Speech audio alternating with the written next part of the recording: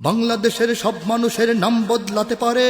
বইয়ের পাতায় স্বাধীনতা সংগ্রাম বদলাতে পারে, বঙ্গোপসাগরের সব পানি যেতে পারে শুকিয়েও, গোটা রাজধানী গিলে নিতে পারে বুড়িগঙ্গার ঢেউ, সুন্দরবন কেটে হতে পারে ইটের ভাটার লাকড়ি, শিল্পপতিরা দেউলিয়া হয়ে খুঁজতে পারেন চাকরি, চোর গুন্ডারা পেয়ে যেতে পারে মন্ত্রীর মর্যাদা, আইনের ফাঁকে কালো টাকা সব হয়ে যেতে পারে সাদা।